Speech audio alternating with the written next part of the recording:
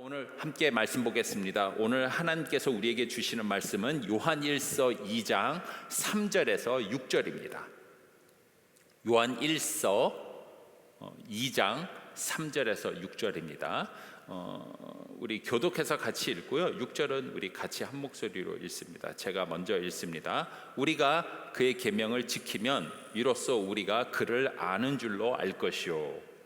그를 아노라 하고 그의 계명을 지키지 아니하는 자는 거짓말하는 자요 진리가 그 속에 있지 아니하니 누구든지 그의 말씀을 지키는 자는 하나님의 사랑이 참으로 그 속에 온전하게 되었나니 이로써 우리가 그의 안에 있는 줄을 아노라. 함께 읽습니다. 그의 안에 산다고 하는 자는 그가 행하시는 대로 자기도 행할지니라. 아멘. 감사합니다. 기도하겠습니다. 하나님 은혜를 감사합니다.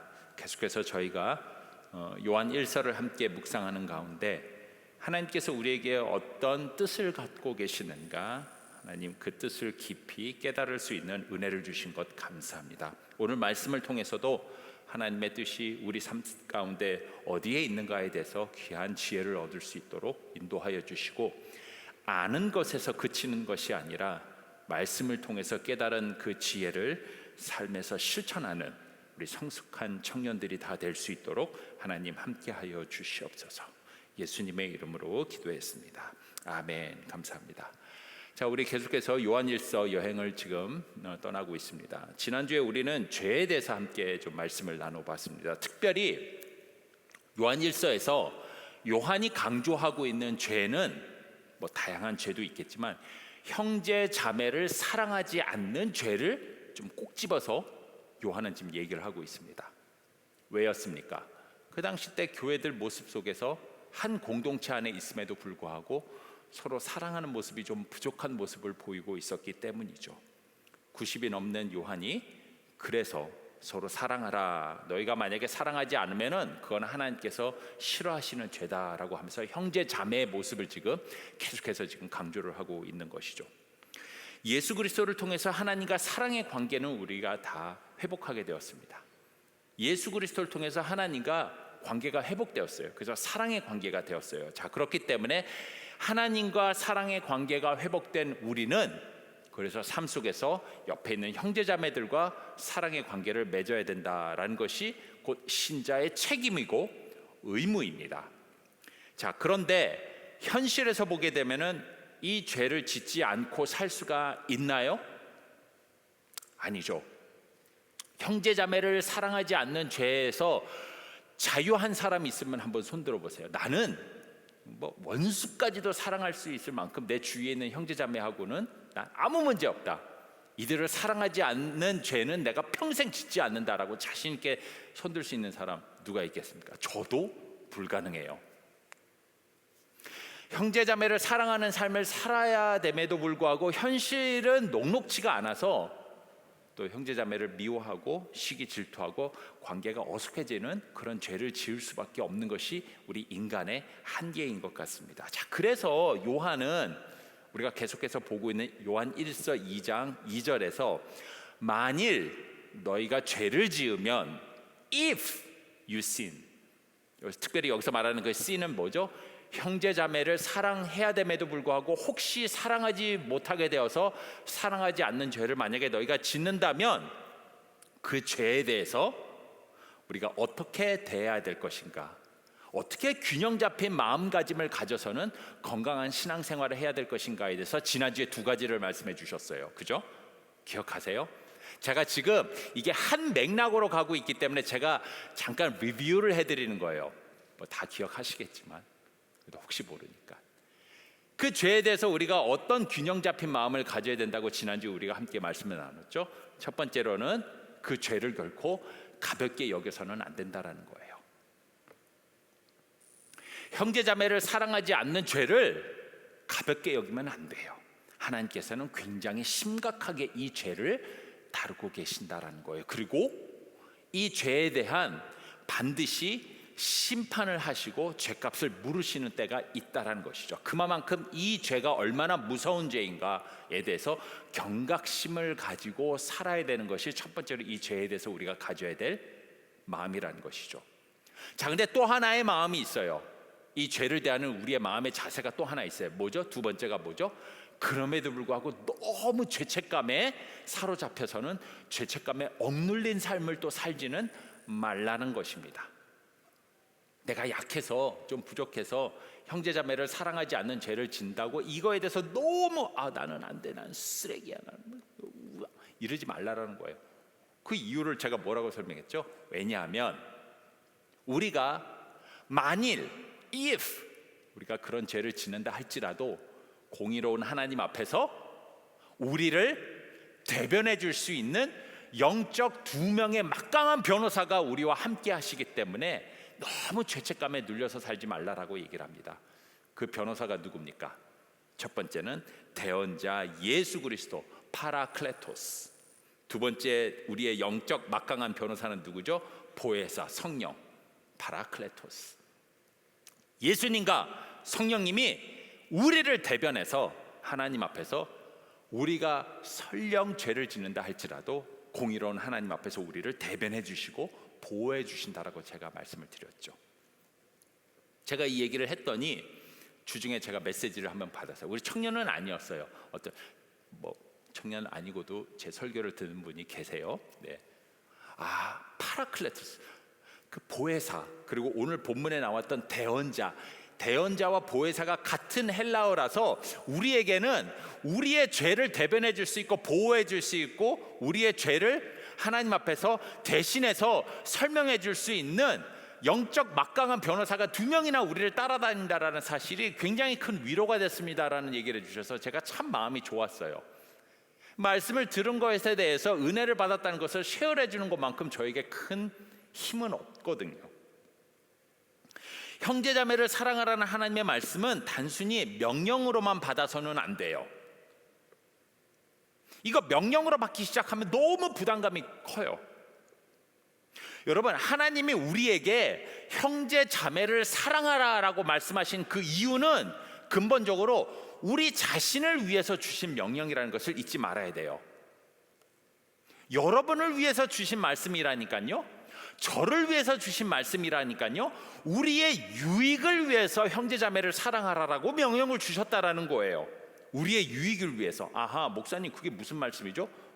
나한테 뭐 좋은 것이 떨어진다고 형제자매를 사랑하라고 얘기를 하시죠? 그거 오늘 우리가 함께 말씀을 나누려고 한다니까요. 이 말씀에 순종할 때에 우리가 얻게 되는 유익이 있어요. 삶이 행복해져요.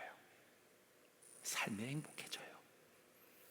형제자매를 사랑할 때에 결국 그 모든 베네핏은 내가 누린다니까요. 삶이 행복해져요.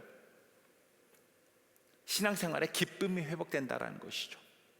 자, 그래서 오늘 우리 말씀을 통해서 계속해서 그렇다면 형제자매를 사랑하라라는 그 하나님의 말씀에 순종할 때 우리가 얻게 되는 행복은 구체적으로 어떤 행복일까? 세 가지 행복에 대해서 함께 나누려고 합니다. 하나님이 우리에게 어렵지만 힘들지만 심지어 원수를 사랑하는 마음으로 70번씩 7번 용서하면서까지도 형제자매를 사랑해야 될 이유가 바로 여기 있다. 너희들에게 이런 구체적인 세 가지 행복이 삶 속에 주어지기 때문에 나는 너희가 형제자매를 사랑하기를 원한다라고 요한을 통해서 오늘 본문에서 우리에게 귀한 지혜를 주고 있습니다. 자, 그렇다면 하나님의 말씀에 순종할 때에 형제자매를 사랑하라는 그 말씀에 순종할 때 우리의 삶 속에 얻어지는 행복 세 가지 함께 좀 나눠보는 시간을 갖도록 하겠습니다. 첫 번째로 형제자매를 사랑하라는 그 하나님의 말씀에 순종할 때 우리에게 주어지는 행복은 예수님을 아는 행복을 누리게 됩니다. 예수님을 아는 행복이에요. 이 안다라는 단어에 대해서 우리가 좀 살펴보려고 해요. 안다. 오늘 보면 3절입니다. 요한일서 2장 3절. 우리가 그의 계명을 지키면 이로써 우리가 그를 아는 줄로 알 것이요. 안다라는 단어가 나왔어요. 안다. 여기서 말하는 그 안다라는 헬라어 단어가 그 유명한 기노스코라는 단어입니다. 기노스코. 굉장히 유명한 말이에요. 그래가지고는 이 기노스코라는 이 헬라어 단어를 가지고 다양한 무슨 성경 공부 프로그램 이름을 짓거나 뭐 어떤 기독교 단체 이름을 지을 때 이 단어 많이 써요. 기노스코라는 단어, 안다. 왜냐하면 이 안다라는 단어가 굉장히 심오한 뜻이 있거든요. 일반적으로 체험적으로 안다라는 뜻이에요. 그냥 머리로 지식으로 그 사람을 아는 것이 아니라 실제로 체험을 통해서 그 사람을 알게 된다라는 그 안다라는 표현이 기노스코예요. 예를 들어보죠. 그 예를 들면 안 되겠구나. 오케이. 제가 다른 예를 들게. 머릿속에 떠오르는 예가 있었는데 그걸 얘기하면 안 될 것 같아요. 자, 여러분은 BTS를 아시죠?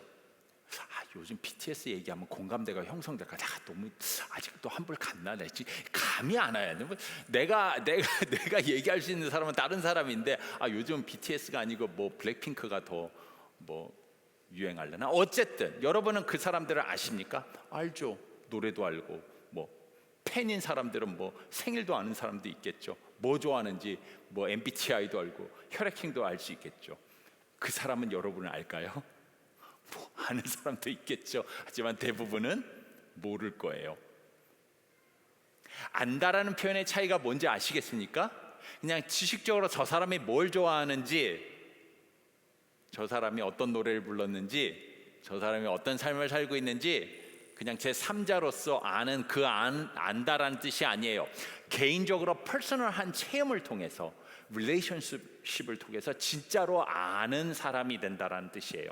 기노스코가 바로 그런 뜻이에요. 그냥 지식적으로 아는 것이 아니라 실제로 저 사람을 아는 거예요. 체험을 해서, 함께 시간을 보내서. 여기서 그를 안다라고 얘기했을 때, 체험적으로 안다라고 얘기했을 때 우리는 보통 이렇게 생각을 할 거예요. 예수님을 더욱더 깊이 알아야 된다. 예수님을 더욱더 깊이 만나야 된다. 예수님을 더욱더 깊이 체험해야 된다. 예수님을 통해서 우리 삶 속에 행복이 주어지는 퍼스널한 릴레이션십을 가져야 된다라고 이해를 할 텐데, 그 말도 맞을 수는 있어요. 자, 그런데 여기서 지금 요한이 얘기하고 있는 그의 계명을 지키면 이로써 우리가 그를 알게 된다, 기노스코 하게 된다라는 의미는 그보다 한 발짝 더 나가는 더 깊은 뜻이 있어요. 더 깊은 뜻이 있다니까요. 그 깊은 뜻이 무엇인지를 제가 좀 뒤에 있다가 설명을 할게요. 기대감을 갖고 follow me. 예, 성경을 지금 보고 있으니까.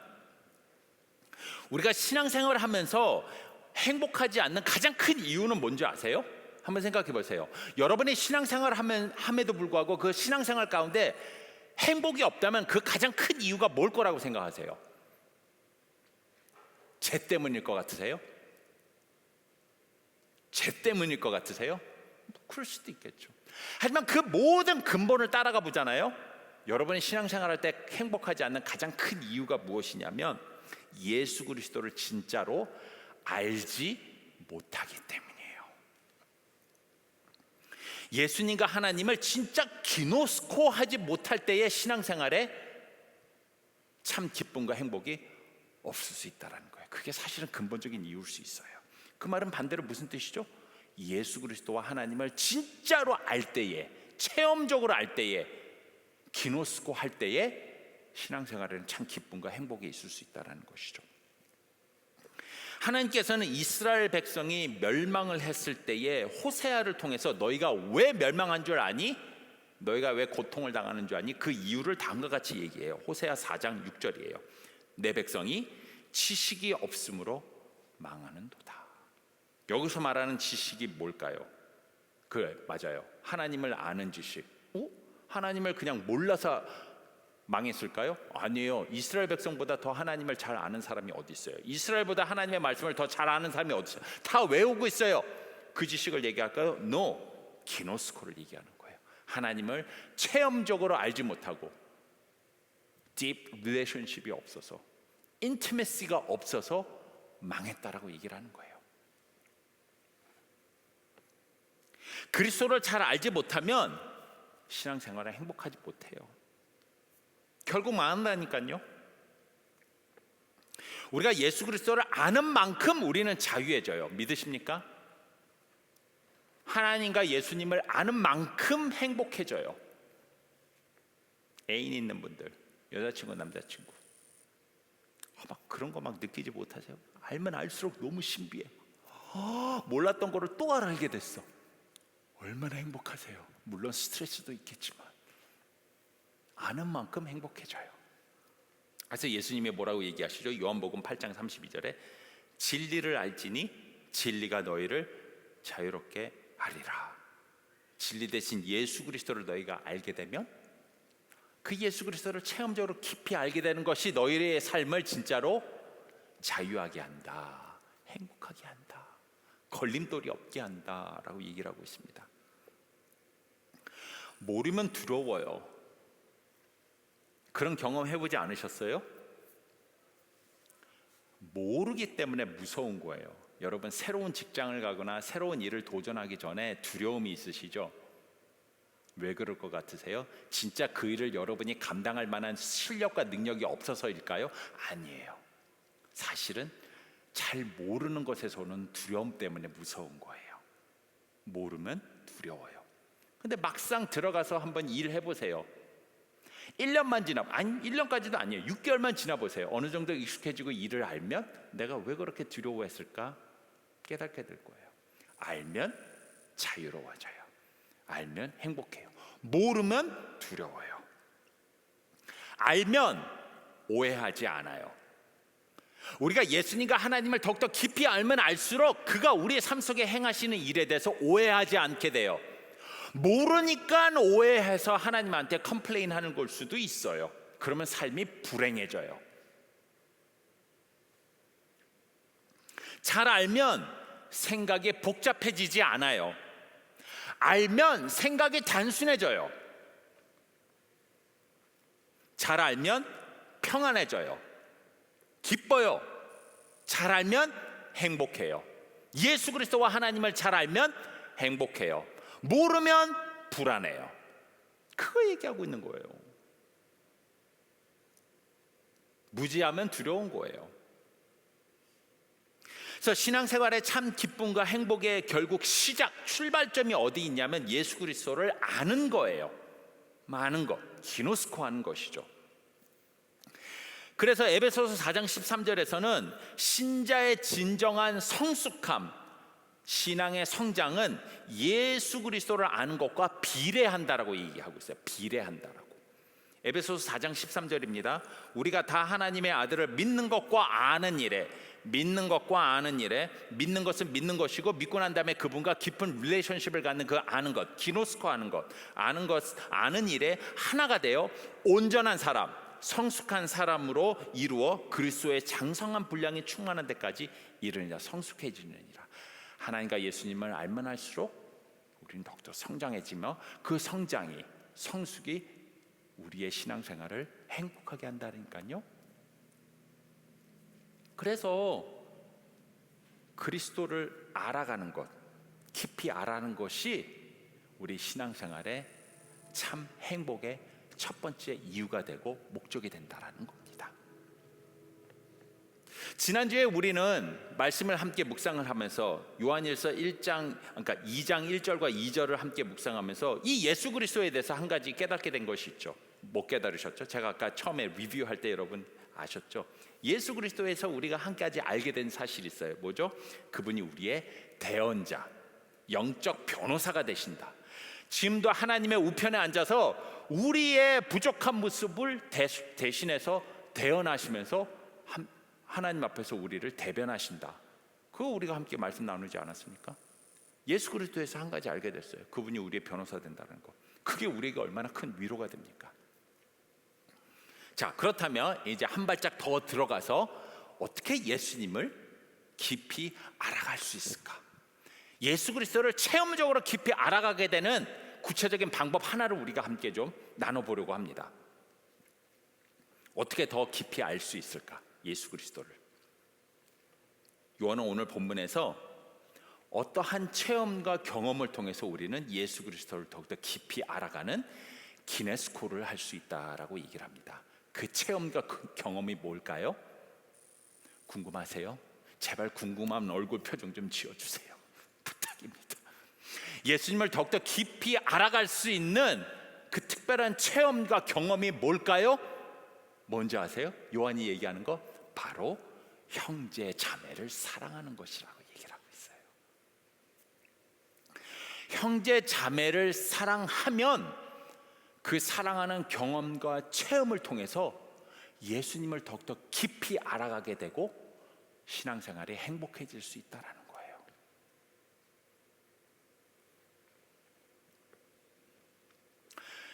제가 예를 쉽게 들어드릴게요.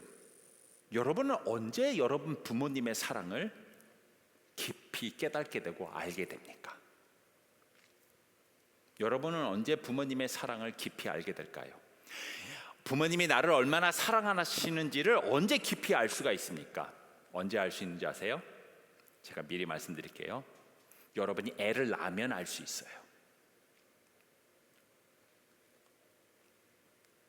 여러분이 여러분의 자식이 생길 때, 여러분이 자식을 낳고 그 자식을 사랑하고 그 자식에게 여러분의 무한한 사랑을 쏟아 부을 때에 비로소 지금까지 깨닫지 못했던 나의 부모님이 나를 얼마나 사랑하셨는가를 알게 되는 거예요.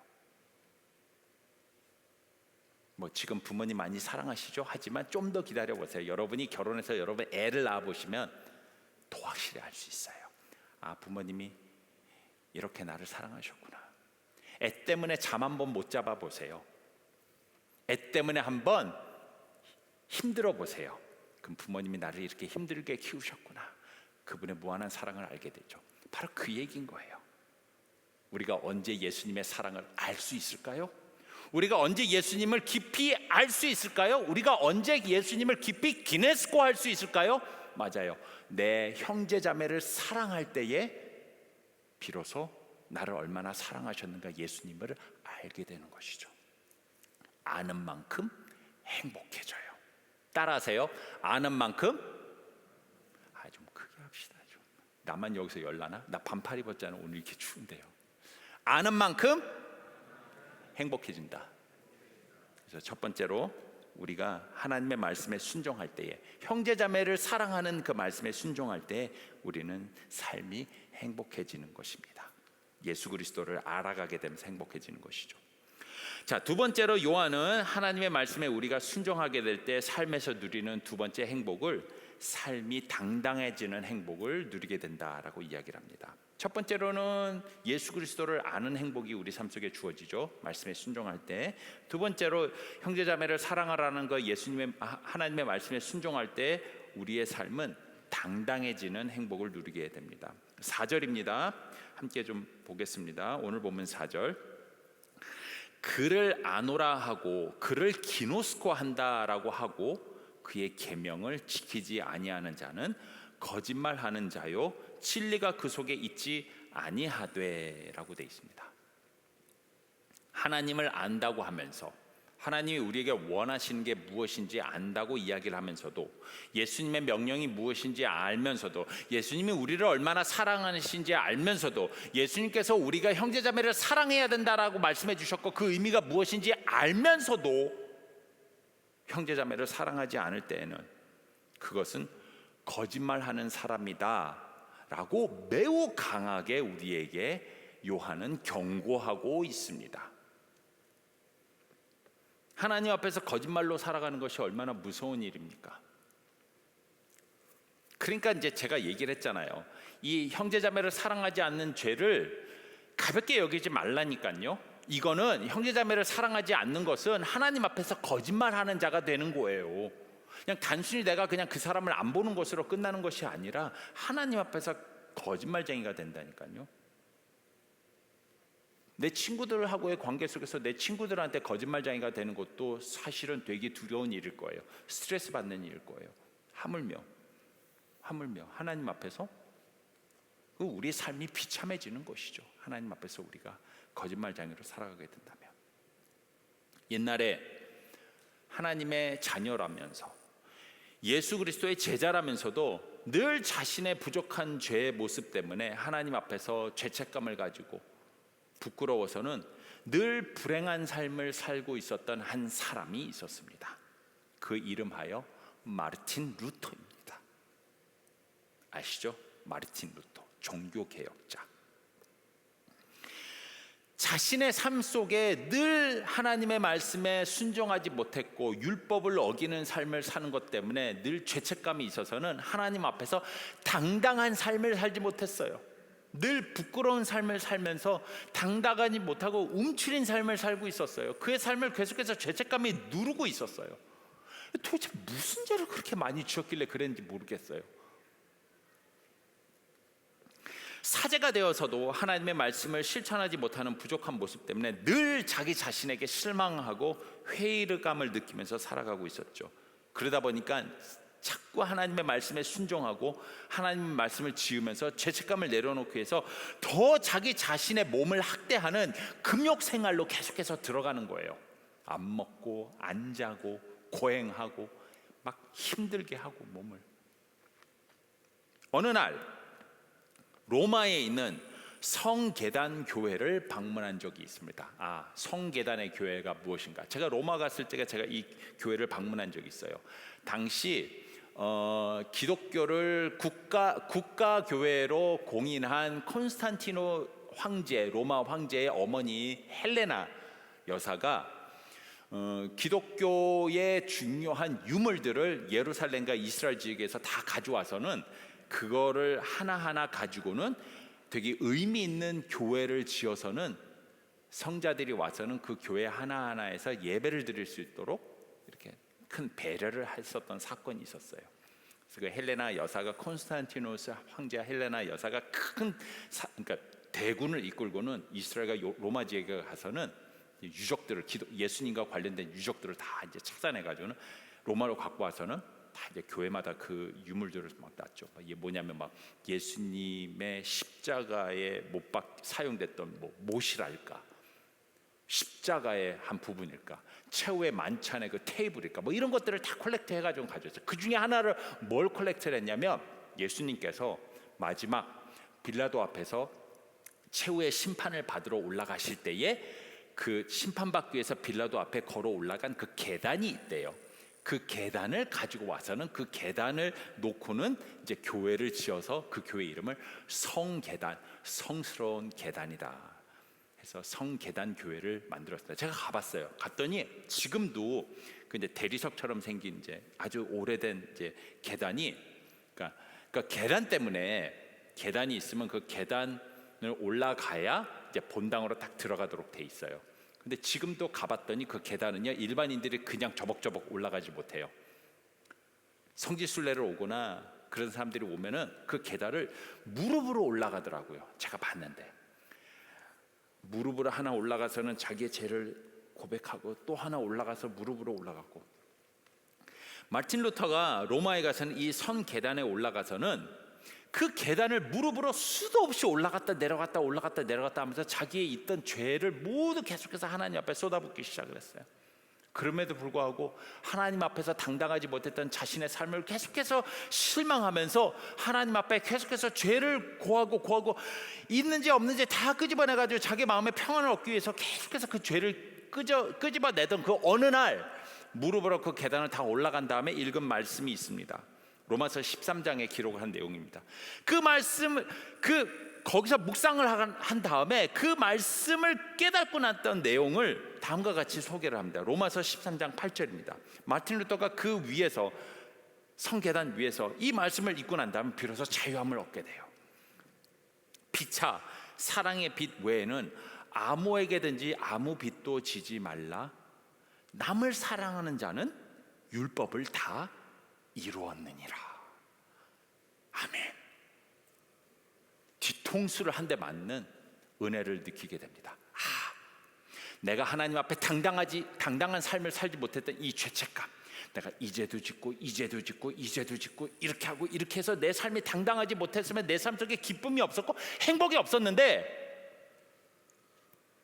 내가 지금부터 집중해야 될 나의 삶의 모습은 형제 자매를 사랑하는 삶이구나. 형제 자매를 사랑하면 내가 그렇게 죄책감을 느끼고 있었던 하나님의 말씀, 모든 말씀을 다 순종하고 믿은 거나 마찬가지구나 라는 진리를 깨닫게 된 거예요. 그래서 무릎으로 올라갔던 그 계단을 로마서 13장 8절의 말씀을 읽고 자유함을 얻은 다음에 당당하게 걸어서 내려왔다라고 합니다. 청년 여러분, 여러분의 삶 속에 이 당당한 행복을 누리기 원하십니까? 여러분 삶 속에 죄책감에 눌려있는 삶이 아니라 기쁨이 넘치는 삶, 행복한 삶, 하나님 앞에서 거칠 것 없이 당당하게 삶을 살기를 원하십니까? 이 행복을 누리기를 원하십니까? 하나님 말씀에 순종하세요. 어떤 말씀에 순종하라고요? 그렇죠, 로마서 13장 8절의 말씀, 서로 사랑하는 것, 형제자매를 사랑하는 것, 옆에 있는 형제자매를 사랑하는 것, 그거 실천함으로 인해서 여러분의 삶 속에 당당한 행복이 주어지기를 간절히 소망합니다. 마지막으로 오늘 본문에서 하나님의 말씀에 형제자매를 사랑하라는 그 하나님의 말씀에 순종하게 될 때 우리에게 주어지는 세 번째 행복이 뭘까요? 바로 하나님의 사랑으로 풍성해지는 행복을 누리게 됩니다. 사랑으로 풍성해지는 삶을 누리게 된다라는 것이죠. 5절 한번 계속해서 볼까요? 이렇게 얘기를 합니다. 누구든지 그의 말씀을 지키는 자는 하나님의 사랑이 참으로 그 속에 온전하게 되었나. 여기서 말하는 온전하다는 얘기는 뭐냐면 fulfilled란 의미예요. 꽉 차게 된다라는 것이죠. 이로써 우리가 그 안에 있는 줄을 아노라.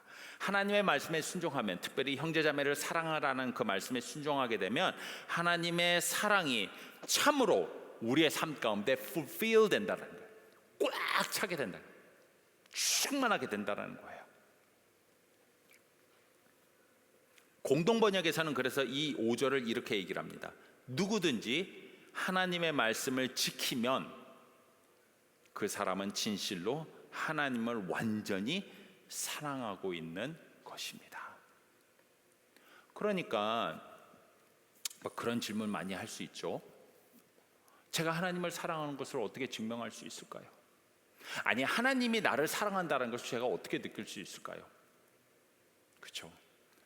그런 질문을 던질 때에 기대하는 것은 갑자기 하나님이 확 나타나가지고는 싹 안아주시거나 뒤에서 막 그냥 껴안아주시거나 백허그 해주시거나 손을 잡아주시거나, 오, 하나님이 나를 사랑한다, 그런 신비적인 체험을 기대하면서 그렇게 질문할 수도 있겠죠. 너무 삶이 힘들면 하나님이 가끔은 우리에게 그런 체험을 할 수 있도록 은혜를 주실 때도 있지만, 기본적으로 보편적으로 우리가 하나님을 사랑하고 하나님이 우리를 사랑한다는 것은 내가 형제자매를 사랑하는 모습으로 증명된다라는 거예요.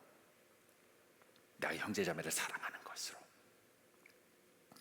그래서 이 하나님의 말씀에 순종하면 하나님을 사랑하는 것이고, 그 하나님의 사랑 안에 우리가 푹 담겨지게 된 것이며, 그렇게 될 때 우리의 얼굴이 변하게 되고 삶이 변하게 되며 삶이 기쁨과 행복으로 충만해지게 된다라는 것입니다.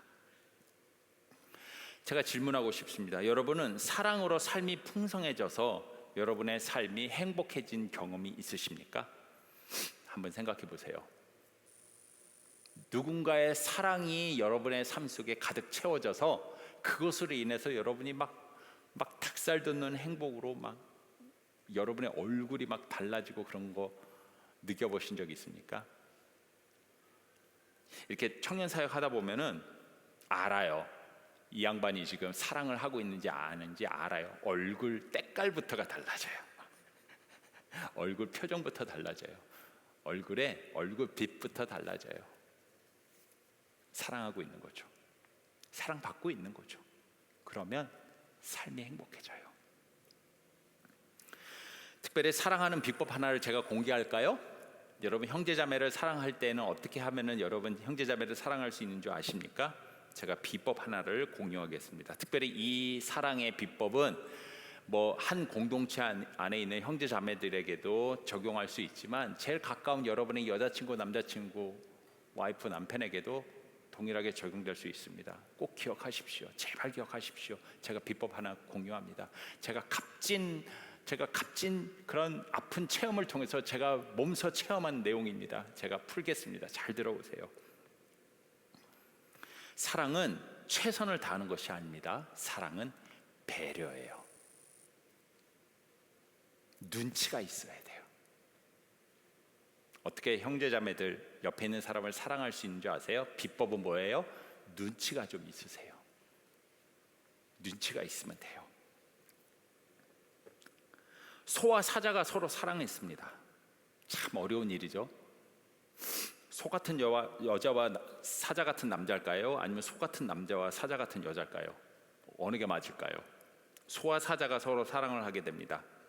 소는 사자를 너무 사랑해서 가장 좋은 유기농 풀을 갖다가 계속해서 먹입니다.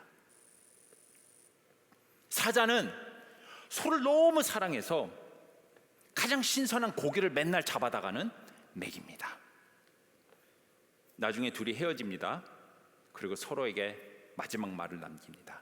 내가 최선을 다해서 사랑했어. 내가 최선을 다해서 너를 사랑했어. 사랑은 최선을 다하는 게 아닙니다. 사랑은 눈치껏 상대방을 배려하는 것입니다. 눈치가 있어서 상대방을 배려했다면 소는 고기를 갖다 줘야 되고 사자는 풀을 갖다 줘야 되겠죠.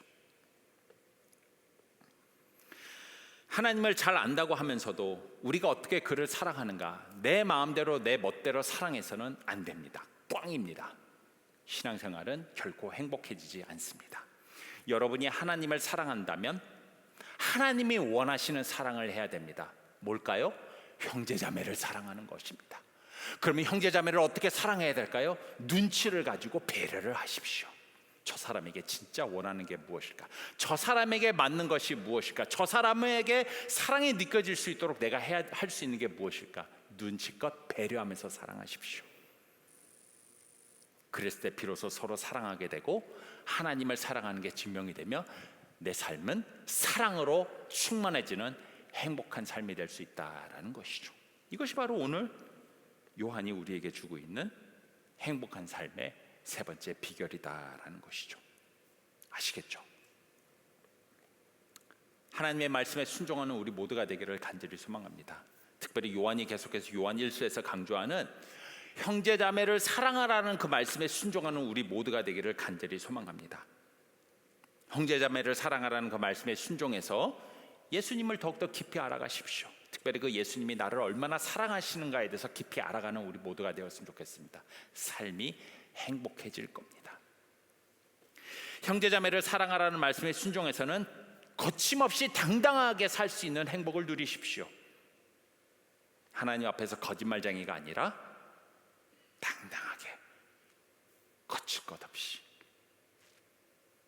행복하게 살아가는 여러분이 되기를 간절히 소망합니다. 형제자매를 사랑하라는 말씀에 순종하여 하나님의 사랑으로 가득 채워지는 행복한 삶을 살기를 간절히 소망합니다. 이랬을 때에 우리는 비로소 하나님이 기뻐하시는 온전한 행복한 삶을 살 수 있으라고 저는 믿습니다. 마지막으로 제가 베드로전서 1장 22절의 말씀을 읽고 말씀을 마치려고 합니다. 결국 모든 성경의 저자들이 강조하는 것은 일맥상통한 것 같아요. 베드로도 이렇게 얘기를 하죠. 너희가 진리를 순종함으로 너희 영혼을 깨끗하게 하여 거짓 없이 형제를 사랑하기에 이르렀으니 마음으로 뜨겁게 서로 사랑하라.